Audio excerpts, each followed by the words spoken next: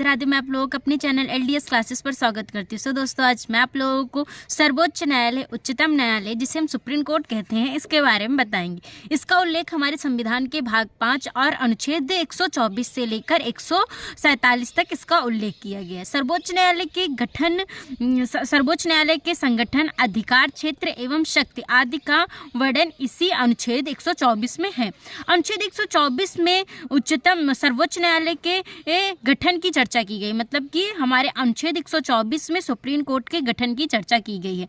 इस अनुच्छेद के तहत भारतीय संविधान में कहा गया है कि भारत का एक सुप्रीम कोर्ट होगा, जिसके एक मुख्य न्यायाधीश, जिसे CJI होगा, मतलब कि भारत का एक मुख्य न्यायाधीश होगा जिसे हम CJI कहते हैं। 7 से अधिक अन्य न्यायाधीश नहीं हो सकते हैं, मतलब कि 7 से अधिक अन्य न्यायाधीश नहीं हो सकते हैं, पर संसद को कानून द्वारा न्यायाधीशों की संख्या बढ़ाने का अधिकार है। मतलब कि संसद कोई भी विधि बनाकर सर्वोच्च न्यायालय में न्यायाधीशों की संख्या बढ़ा सकती है।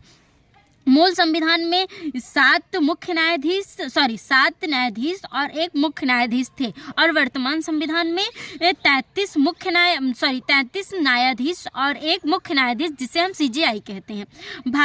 वर्तमान में भारत के 48वें मुख्य न्यायाधीश हैं NV रमन, मतलब कि हमारे जो भारत के जो सर्वोच्च न्यायालय के मुख्य न्यायाधीश हैं 48 वे हैं NV रमन।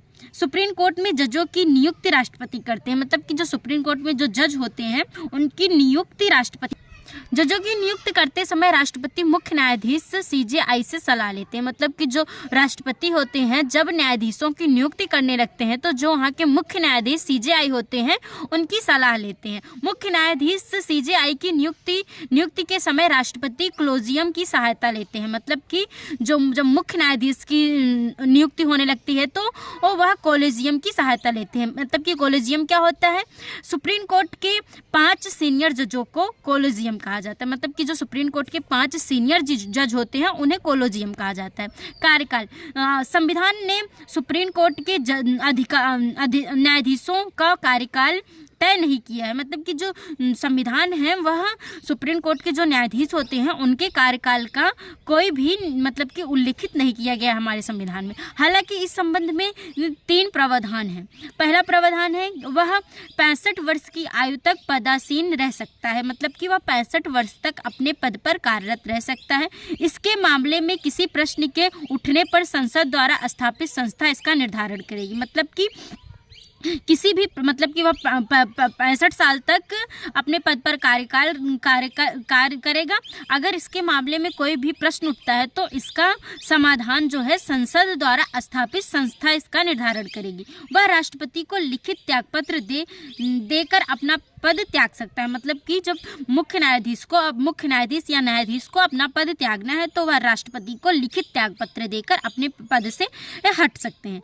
संसद की सिफारिश पर राष्ट्रपति उसे पद से हटा सकते हैं, मतलब कि संसद की सिफारिश पर राष्ट्रपति जो होते हैं मुख्य न्यायाधीश होते हैं उनको उनके पद से हटा सकते हैं। लेकिन यह प्रक्रिया इतनी आसान नहीं है, इसमें महाभियोग जैसी प्रक्रिया लाई जाती है। सो दोस्तों, धन्यवाद। कैसी लगी वीडियो कमेंट सेक्शन में जरूर बताएं।